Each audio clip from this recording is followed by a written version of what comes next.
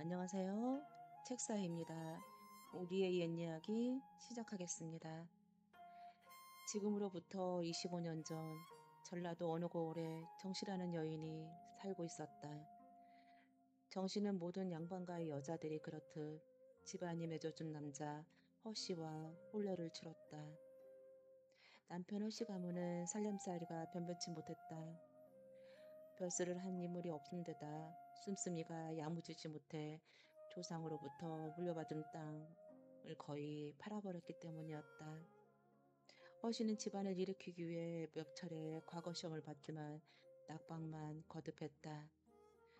아직 장가를 들지 않는 시동생도 글공부 쪽으론 영 머리가 돌아가지 않아 그에겐 희망을 거는 것조차 무리였다.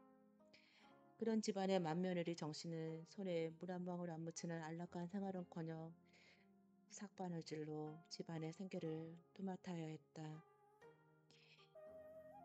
시어머니는 정씨가 시집오기 몇 년 전 남편을 여의고 홀로 되었는데 어쩐지 정씨를 탐탁치 않게 여겼다. 특별한 이유는 없었다. 며느리가 미우면 달걀 껍질 같은 반질거리는 뒤꿈치도 미워 보인다는 말이 있는데 그 말이 딱 그 짝이었다. 남들 눈엔 허씨도 딱히 내세울 건 없었지만 아들 교환권만 아는 시어머니에겐 어디 내놔도 빠지지 않는 훤칠한 장부였다. 반면 며느리는 볼품없는 것이 아들의 짝으로는 여러모로 처지는 것 같았다. 며느리가 눈에 차지 않으니 시어머니는 뭐 하는 것마다 며느리가 모조리 불만이었다. 밥을 알면 질다 다시 하면 설이 걷다. 혼례를 치르고 한 달이 지나기 무섭게 아직도 태기가 없다며 덜달하기 시작했다. 만약 아기가 생기지 않았더라면 정씨의 시집살이는 훨씬 더 고달팠을 것 같다. 하지만 부부 사이 금슬이 그리 나쁘지 않았던지 얼마 후 정씨는 다행히 태기를 느꼈고 10달 뒤 건강한 아들을 낳았다. 남편은 아들의 이름을 유리라 지었다. 정씨는 시집온 일에 세상을 다 가진 것 같은 행복감에 젖었다. 그러나 꿈만 같은 행복은 그리 가지 못했다. 온채 비실비실한 남편이 기어이 몸도 눕고 말았다. 정씨의 정성에도 불구하고 남편 허씨는 들어놓은 지 넉 달 만에 세상을 떠났다. 초점점 없이 이리저리 흔들리던 정씨의 시선이 강보에 쌓인 채 방 한구석에 누워있는 아들 유리에게 닿았다.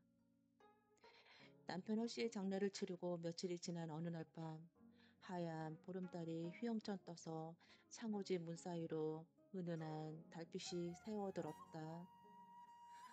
스르르 미닫이 문이 열리며 시어머니와 시동생이 방으로 들어왔다. 됐다. 그냥 앉아있거라. 시어머니가 주섬주섬 일어나려는 정씨를 보고 말했다.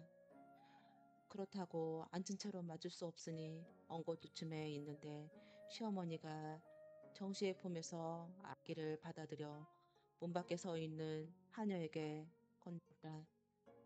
우리끼리 기니 할 얘기가 있는데 아기가 울면 곤란하니 좀 보고 있거라. 하녀가 아기를 안고 물러가자 시어머니는 자세를 고쳐 앉고 경씨를 똑바로 보았다. 그 시선이 어쩐지 섬뜩해 정씨는 마주보기가 어려웠다. 두 모자를 대하고 있는 정씨의 가슴에 서서히 불안감이 번지기 시작했다. 큰일 치르느라 수고가 많았다. 시어머니가 먼저 입을 열었다. 수고라니요. 당치 않습니다. 당연히 해야 할 일을 한 곳인데요. 짧은 말이라도 노고를 인정해 주는 것 같아 정씨는 저도 모르게 울컥 눈물을 쏟았다. 따지고 보면 시어머니도 며느리와 같이 둘 다 지아비를 먼저 보낸 여인이었다. 아무리 모진 시어머니라도 한창 나이에 홀몸이 돼 평생 수절해야 할 며느리를 보면 조금은 딱한 마음이 들었을 것이다. 비록 치아비는 같지만 너도 허씨 집안의 사람이다. 시어머니의 근엄한 어조로 말을 이었다. 정씨는 고개를 끄덕였다. 치당하신 말씀입니다. 안 여자가 시집을 가서 죽어서도 그 집의 귀신이 되어야 한다고 배웠습니다. 시어머니 얼굴에 한 가닥 기이한 미소가 떠올랐다. 내가 정녕 그렇게 생각한다면 일이 쉽겠구나.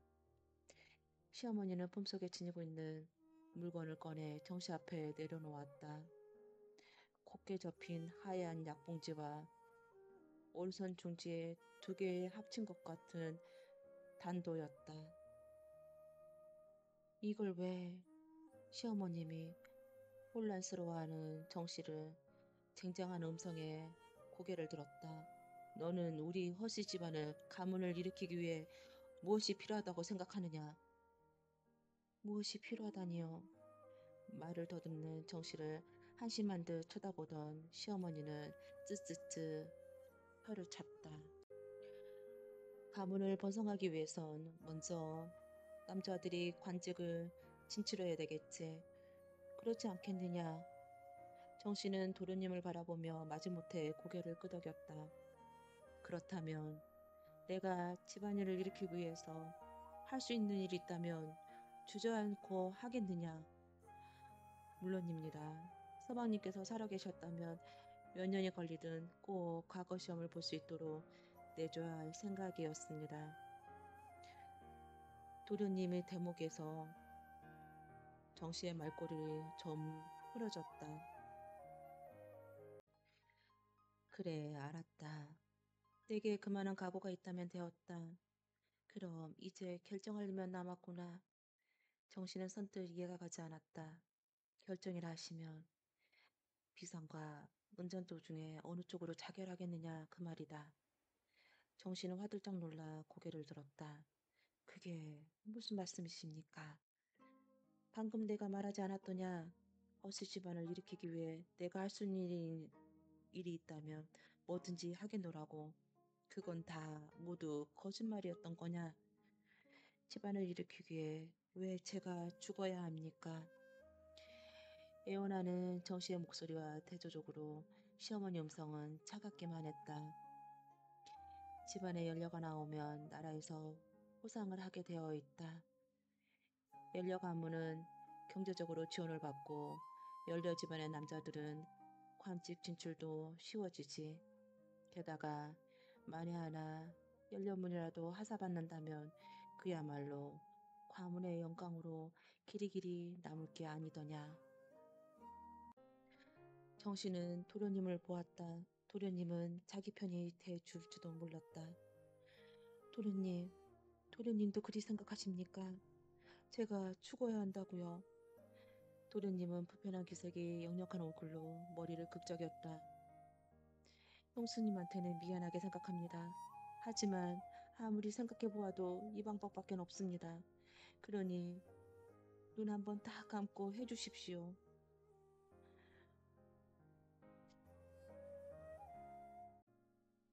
시어머니가 정씨에게 너도 우리 집안 사람이다 한 건 허울에 불과했다. 그저 눈 딱 감고 한번 해주면 되는 거 아닙니까? 시동생의 무책임한 말이 귓가에 울려 퍼졌다. 저는 못합니다. 정씨가 떨리는 목소리로 또박또박 대꾸했다. 시선은 시어머니와 도련님이 아니라 그들 사이에 가로놓인 초로 향하고 있었다. 뭐라고? 못한다고? 또다시 초가 타닥타닥 소리를 냈다. 시어머니가 피식 웃었다. 이제 와서 내가 피한다고 피할 수 있을 것 같으냐? 당황한 정씨가 저도 모르게 앉는 채로 몇 발짝 뒷걸음쳤다. 동시에 도련님이 달려들어 은잔돌을 뽑더니 정씨의 가늘고 하얀 목에 들이댔다. 정씨가 흠칫 놀라 숨을 들이켰다. 형수님, 시간을 끌수록 더 괴롭습니다. 빨리 결단을 내리세요. 은정도의 퍼런 날이 불빛에 받아 번뜩거렸다. 정씨는 세차게 고개를 저었다. 싫습니다. 싫습니다. 정말이지 번거롭게 하네. 시어머니가 다시금 쯧쯧 혀를 차더니 도련님 쪽으로 몸을 돌렸다. 뭘 하는 게냐? 어서 해치지지 않고. 얼마나 시간이 지났을까 정씨는 스르르 눈을 떴다. 멀지 않은 곳에 귀에 익은 음성이 소곤거리는 게 들렸다. 어머님, 꼭 이렇게까지 해야 하는 겁니까? 그렇게 내가 제대로 찌르기만 했으면 이렇게까지 되지 않았을 거 아니냐. 막상 찌르려니 어디를 찔러야 할지 몰라. 이미 엎질러진 물이다. 차라리 잘 되었지. 정씨는 혼미한 머리가 번쩍 깨어나는 것 같았다.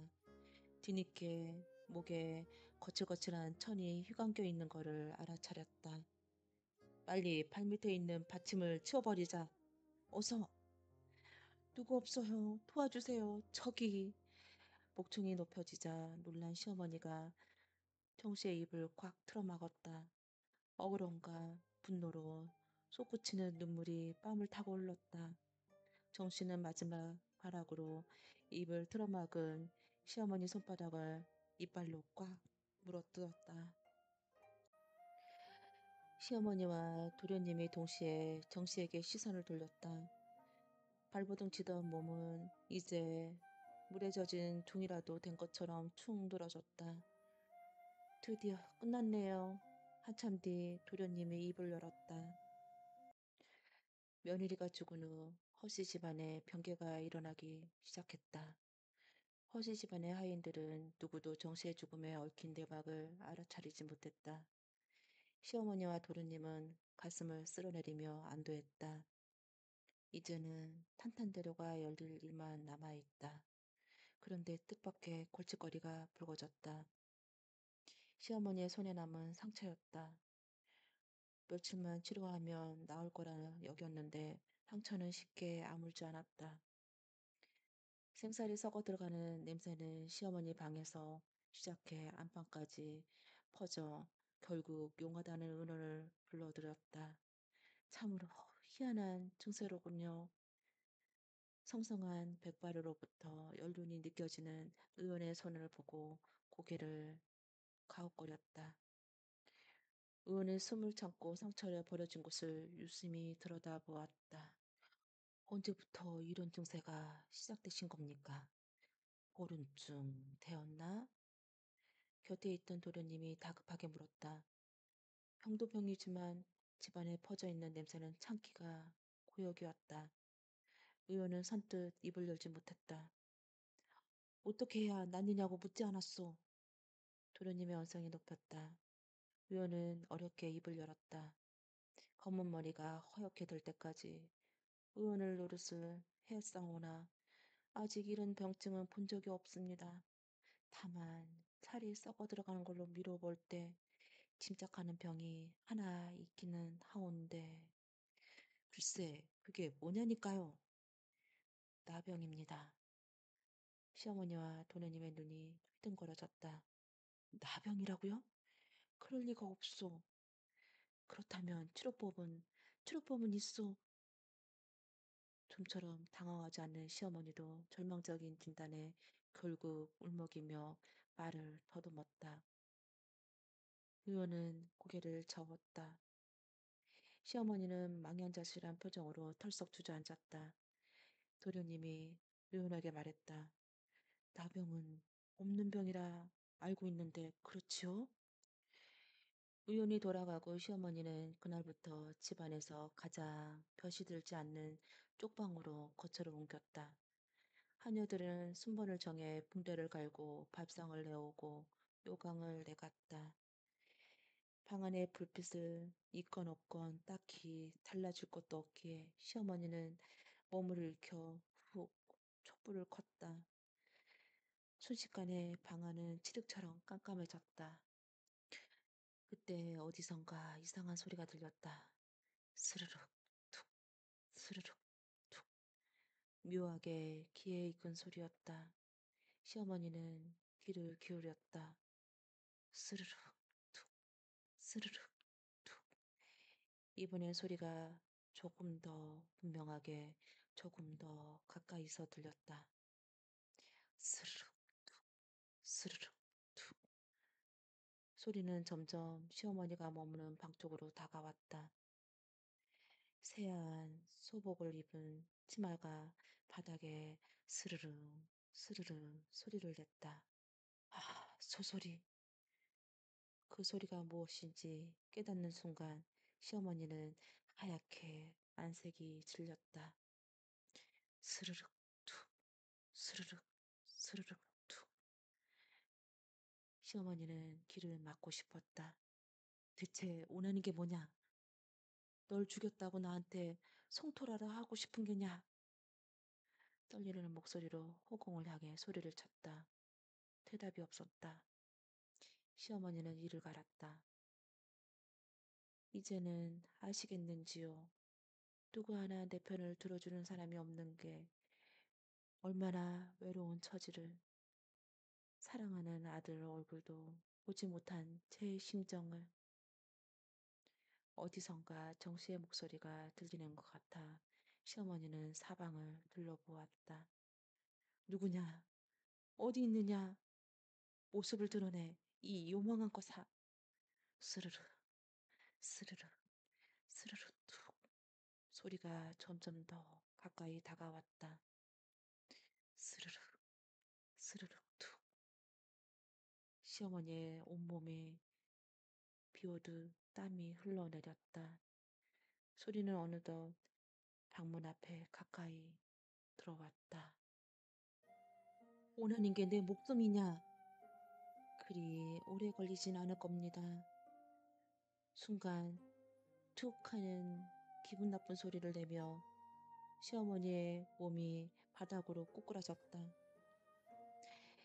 시어머니의 불가사의한 죽음은 허씨 집안의 하인들 사이엔 오랫동안 화제거리였다. 시어머니가 세상을 뜬 지 몇 달 뒤 늦지마 주막에서 술 몇 잔을 걸치고 집으로 돌아오던 도련님은 도련님, 뭘 그렇게 보십니까? 하인 개똥이가 도련님을 하게 물었다. 거참 미안하군. 탄우도 아닌데 이런 시간에 저런 곳에서 그네를 타는 여인이 있다니. 개똥은 도련님이 쳐다보는 곳을 바라보았다. 그네를 타는 여인이라니요? 제 눈에는 안 보이는데요.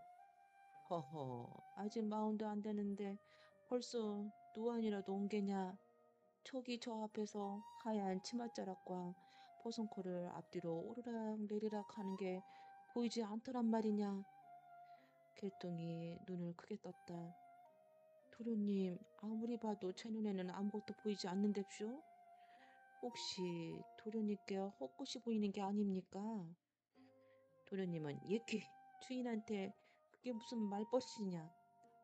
그러나 도련님이 다시 고개를 돌렸을 땐 어느새 치맛자락도 보선도 사라져 보이지 않았다. 그날 밤 도련님은 어디선가 들려오는 희미한 소리에 잠을 깼다. 사르르, 사르르. 이게 무슨 소리지? 반쯤 눈을 뜬 도련님은 기껏해야 먹이를 물고 가는 출연이 대수롭지 않게 생각하며 눈을 다시 떴다. 사르르, 사르르. 다시 소리가 들려왔다. 바로 머리맡에서 사르르, 사르르 소리가 들렸다. 도련님은 흠칫 놀라 고개를 돌렸다. 형수가 입은 소복 치맛자락과 버선코가 마치 바람에 나부끼듯 앞으로 천천히 오르락 내리락 하며 움직이고 있었다. 저리가, 저리가, 저리가 형수님. 잘못했어요 형수님. 용서해 주세요. 도련님은 아무것도 없는 허공을 가리키며 형수님 잘못했어요 용서해 주세요를 연발하다 결국 입에 거품을 물고 실신했다. 의식을 되찾은 도련님은 온전한 제정신을 돌아오지 못했다. 어딘가를 응시하면서 실실대다가 갑자기 겁에 질려 온몸을 사시나물 떨듯 떨어대다 이미 죽은 지 오래된 형수에게 용서를 빌었다.